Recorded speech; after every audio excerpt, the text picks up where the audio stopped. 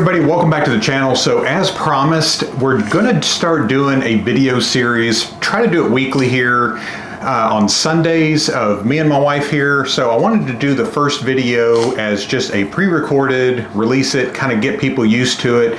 And then obviously we're gonna do some fine tuning. So without further ado, this is Kristina, this is my wife, and I'm gonna go over just a couple of topics here, but we're gonna focus really more on introducing her and finding out more about her. So obviously your name, but what got you into water sports originally? So I'm Kristina, and I am, a little bit of my background kind of gives you an idea of how I got into water sports. I've always loved water. We grew up coming to Arkansas and Norfolk Lake specifically, and so I learned how to swim on the lakes and the rivers in Arkansas, even though I'm originally from the Chicagoland area.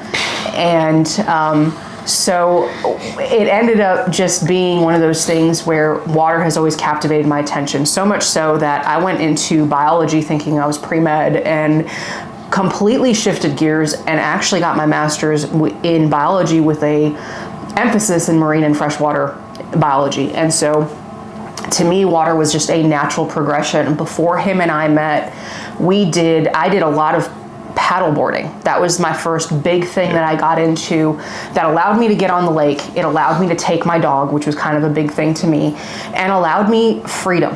And to me, I'd grown up on boats and all of that, but when I first saw my first bait ball standing on the paddleboard with my dog, that was the coolest thing that I had ever experienced. And I mean, we've seen some of that now fishing in the last year, but just that vantage point was huge for me.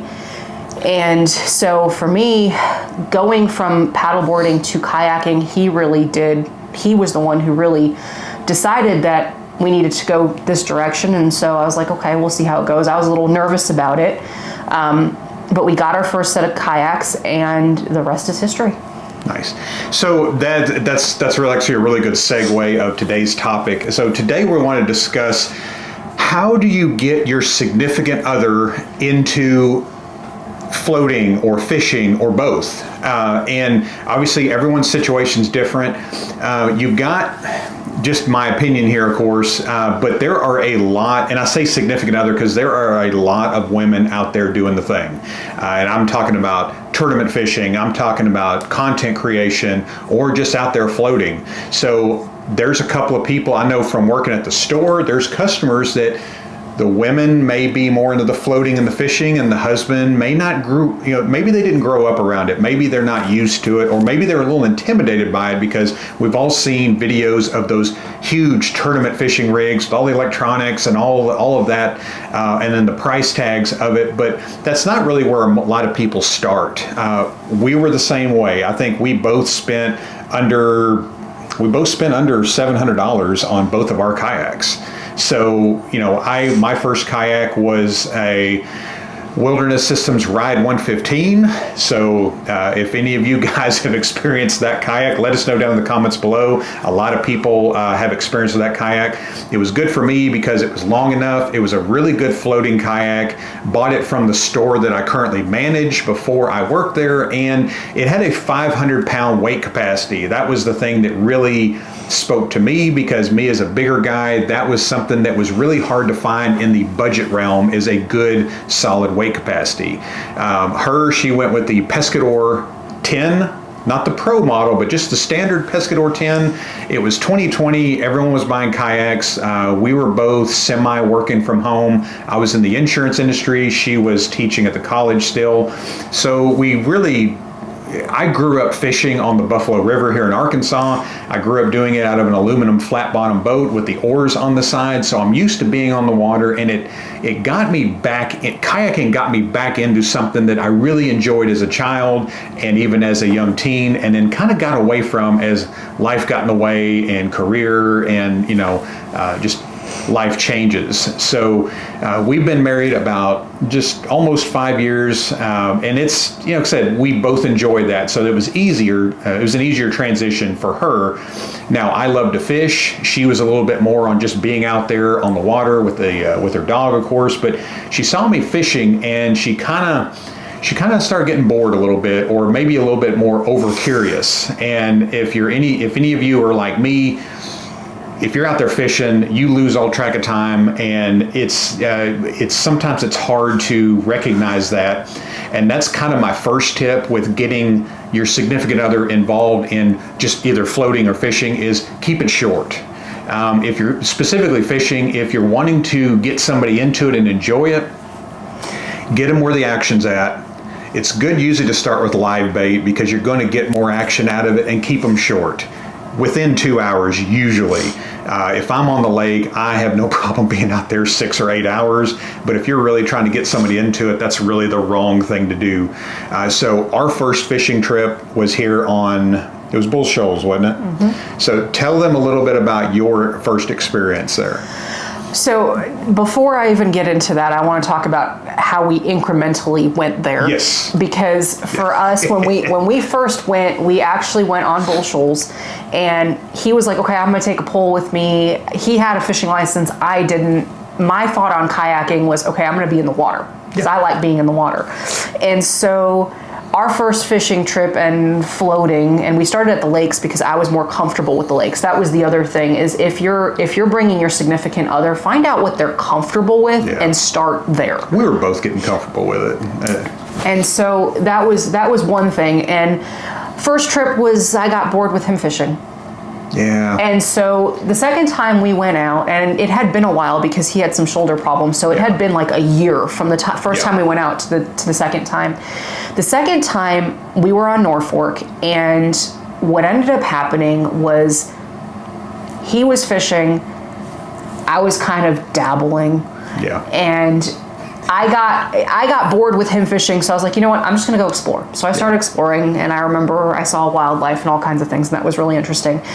But I'm like, I wonder what fishing is going to be like. Yeah. And so I ended up getting my license that night. Yep. And we ended up going and taking another trip. And I was like, you know what? Even if I don't catch anything, and I didn't want to use live bait. That's just, that's the animal lover in me. I know it's kind of weird, but I didn't want to use live bait. So we went to Bull Shoals and we started fishing. And the next thing I know is I have one on my pole. I had no idea how I got it. My fishing experience is nil. And he's across the lake, and I'm like, help! Because I had a fish and I have no idea how to take this thing off. And so he's paddling across the lake, and I'm sitting there thinking, I was like, okay, number one, I don't want to kill the fish. Number two, I'm like, this is so inefficient. So if I'm going to continue doing this, I need to know what I'm doing. Yeah.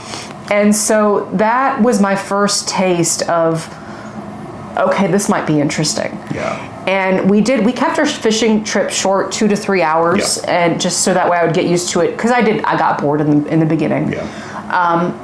But after that first time, I was like, okay, I want to know how to tie on lures. I want to know how to tie on my hooks. I want to know how to take a fish off a hook if I get one, if I'm lucky enough. Yeah. And that's how it started, is my curiosity really got the better of me. And then he was also super patient with me. He wasn't yelling at me. He wasn't doing anything like that. And so I think it came from a place where he wanted me to join him. And I had that little bit of curiosity, and once I hooked my first one, it really was, I was hooked to fishing from then on out. Oh yeah, that's and I know a lot of us that have been doing it for a long period of time, or even if it's just recent you got into it, you know what it's like to get that first bite or that first fish, and you can even chalk some of it up to beginner's luck. You can overthink it a little bit, and I don't care if you're fishing or just floating on the rivers and creeks of your area, you can overthink things. But what she brings up a really good point is getting that first fish, getting into the nature part of it. And again, you've got to be a bit of a nature lover to an extent to enjoy fishing or being out on a kayak. But I feel like that's what a lot of people get into it doing. And we've all got that horror story, that really hard trip that just kind of maybe took our enjoyment out of it a little bit. You know, even if it's temporary, that's always something you want to be careful with somebody first starting out, because if I would have took her out in the middle of the lake, 100-degree weather in the middle of the day, and we're using our weekend to be on a 8 to 12 hour fishing trip, you know, get them into it, get them interested in it. She started out where I'm tying on her hooks, I'm tying on her bait, I'm kind of talking a little bit, just the basics, covering some ground, keeping it in the water. Don't spend a whole lot of time messing with stuff, keep it in the water. More casts equals more fish. And then she got it. And then she's getting to where she's doing her own research. She's wanting to do things more. She's wanting to learn the knots. She can tie a uni knot like no other. So, and then knowing what types of baits. One of her favorite things there for the longest time is when we go to the store, or we're out and out of town or something. We're gonna look at bait. We're gonna look at some plastics. We our investment was so big in those that first year, because we didn't really have a whole lot, and then we're getting Senkos, we're getting different colors, different presentations. That's another thing, and probably my second point is you can go too hard on it. Especially if you're just starting out, start with the greatest hits: green pumpkin, natural colors. No lure has caught more fish than the plastic worm, honestly. That doesn't mean that's where you have to be at, but I think we started that first year. We were just doing Texas rig creature baits. The craw, the crawdad on the Texas rig was probably our go-to that first year. And then now I'm throwing crankbaits. I like the chatter baits, but and then you kind of gone to swim baits, paddle tail, just you're mimicking what they're eating already.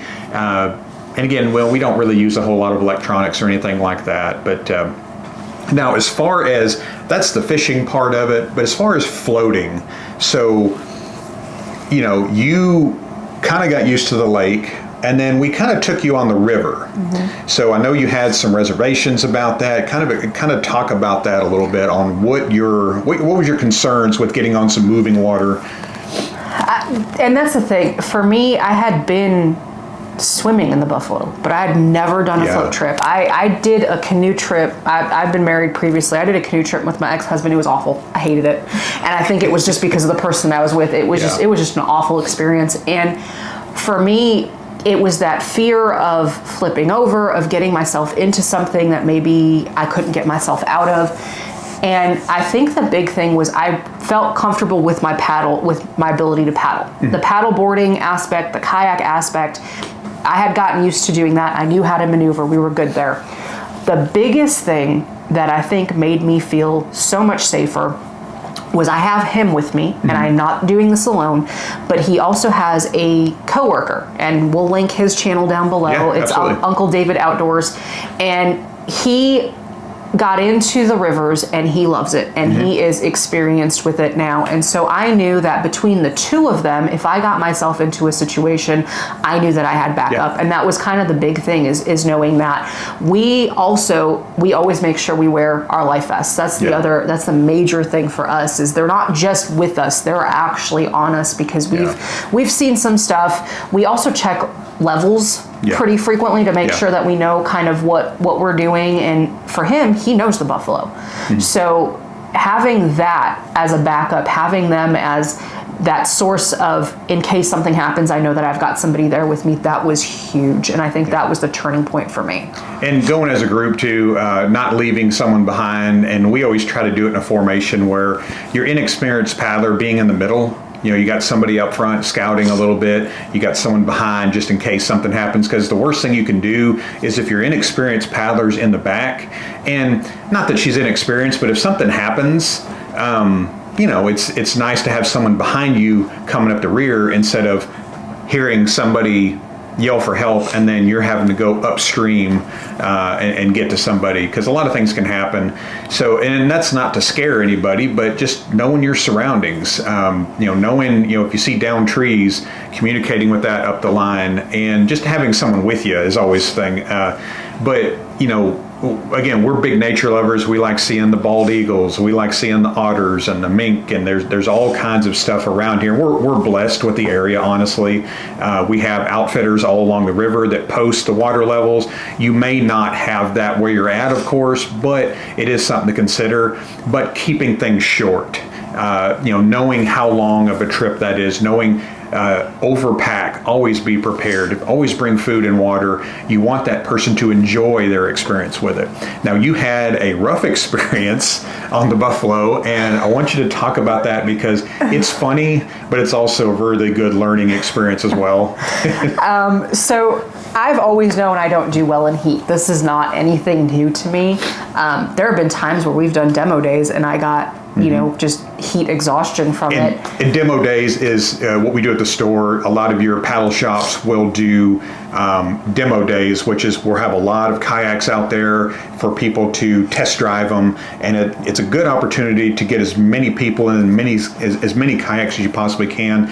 If you've got a paddle shop near you, be on the lookout for something like that, because that can really, me talking about it on a video or other people doing the same thing is one thing, getting hands-on experience is another. So if you got a local paddle shop, make sure you support them and be on the lookout for events like that. So, sorry. So with that, I knew that heat was going to be an issue. And so we did a lot of our paddling. And I mean, it was this summer 23 was really the first time that we really did rivers. Yeah. And so we did Crooked Creek, we did Buffalo River a couple times, and we had done some shorter trips, and then we took on like 11 miles one day. And that 11 miles, and we actually did that twice. Yeah. The first time I was good. It was like probably May, wasn't too hot. The second time was either June or July. And that should have been my first hint that things were not going to go well. But about halfway through, we had eaten, which was probably part of the problem, was I ate 2 peanut butter sandwiches. Yeah. And I think I may have eaten them too quickly, but I will never forget when I looked over at him, he's checking on me to make sure I'm okay. I was like, I'm gonna need you to move. And I got sick. Yeah. And I mean, that's the first time I've ever thrown up in front of him. It was great. And I'm sitting here with David, and I'm like, oh man, really? Like, it's not just my first time with him. Like, We chummed the water a little bit. A little bit. Yeah. And so I was miserable. I will tell you, after I threw up, I felt a lot better. Oh, yeah. But that was a learning experience. To me, it was kind of like, okay, I knew that I didn't do well in hot water or in hot temperatures, so maybe it's time to think about shorter trips during those hot months. Is do the longer ones in the spring and in the fall, but do the shorter ones during the summer, because I know that's probably my limit. Yeah. And another lesson on that was Arkansas, as well as most of the country in 2023, was pretty dry. I know it's an El Nino year, but we really didn't get a whole lot of precipitation on into the year, and didn't the year before. So our main rivers, and the Buffalo River she's talking about, it's the nation's first national river, and it's really the biggest draw to northern Arkansas as well as the national forest. But the river really didn't have the flow that you like to see. So you're doing a little bit more work, and you're doing a little bit more work in sun. So regardless if you have sunblock, which we're usually really good about doing, sun exposure is a different thing. And that's one thing I feel like just from growing up around the Buffalo and the amount of people that do that, you're drinking, which can definitely increase dehydration. And I'm talking about drinking alcohol, having a beer or two is nothing wrong with that, but knowing your limits, knowing your surroundings, and just knowing the body of water you're on. There's so many people that don't do enough research, and it's not like you got to do months and months of research, but knowing the body of water you're on. And there's people that, they see that it's going to be a 5-hour float from their put in to their takeout, and they paddle for 5 hours, but they're paddling the whole time, or they're not taking the water flow into account, and they paddle past their takeout point, and then you're into the wilderness part. So think about Deliverance, without the crazy hillbillies, but you're in some pretty remote areas where you're not going to get cell signal, and it's the heat of summer. There's a lot of rescues on that river. So, and 99% of them are preventable. So just, what we should have done, looking back at it, we should have kept it a little shorter. Even if you got plenty of water, that sun exposure is a real thing. So, her situation, it's funny, we have a good laugh at it, but you don't want to be miserable when you're out and about, and that was one thing that really kind of, like I said earlier, it kind of curbed her enthusiasm for getting back out on the river for a while, because we had such a hot, dry summer this year. And peanut butter is still a thing. Oh man, peanut butter, your appetite for peanut butter, and I always make the joke is the first time somebody, if somebody has too much to drink and they get just sick, that smell, that beer or liquor, whatever you're into, that is the one thing that you just really may not touch for the rest of your life, or it brings back that memory. And to her, she still struggles a little bit with peanut butter because of that. The other thing is, if you have a condition, if you're diabetic or anything like that, make sure that you have stuff with you, because we ran up on on a guy that we weren't even floating. We're just checking out the buffalo, on a guy that was diabetic and did not have enough sweet stuff with him, didn't pack lunch. It was hot. I remember it was hot. And so there was actually a paramedic who happened to be there. And so we had to make sure that we could cool him off a little bit and everything, but it's one of those things that if you have that as well, make sure that you're prepared. Simple sugars, peanut butter and crackers, things like that can do a lot. And even if you're not diabetic, your blood sugar can get pretty low, and you get that weak, weary feeling. I know we get that a little bit when we drink coffee in the morning, don't have enough to drink and don't have enough to eat really, and we get busy and start doing stuff, and you'll start feeling that little weak, weary feeling, a little bit of the hangry, if you will, but that's something to consider when you're out on the water. That sun exposure and in your own body can definitely give you something to consider, if you will. But I forgot about that. That was pretty scary, because imagine if we weren't there, or if a paramedic or nurse was not there.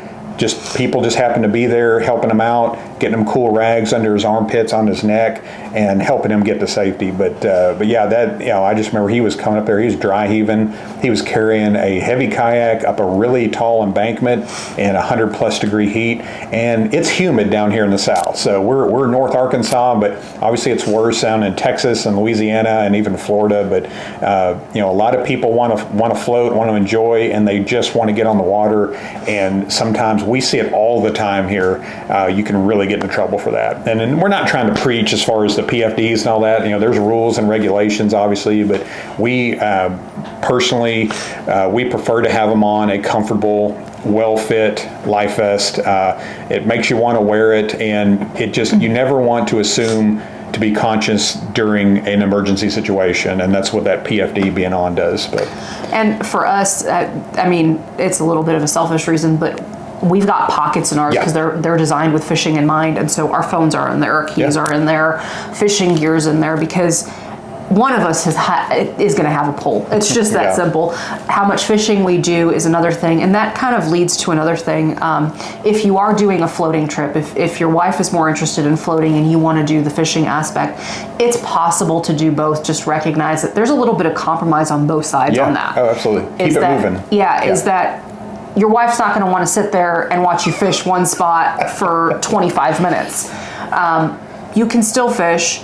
She can still kind of do her thing. And especially if you're in an area where the water, after you go over a rapid, and you've got a little bit of that slower moving water, that's a good spot to fish, but it's also a good spot to allow her to explore at the same time.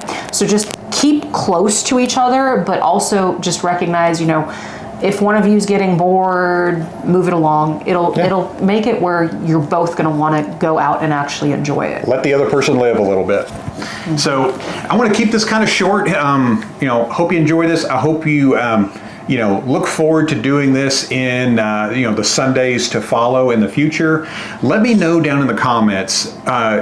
Some questions, some topics you want us to discuss, because Kristina here kind of brings a unique perspective, or maybe not unique, but different perspective from mine. And that's really what a lot of my videos on. They're opinion pieces. They're not meant to say this is the law and this is the way it is, but having two different perspectives we thought would be a good opportunity. And she's phenomenal on camera. She's the on-camera talent. I just do the editing. That's kind of what we're doing here. So, but let us know what topics do you want us to discuss? What topics do you want to hear her side of the story on?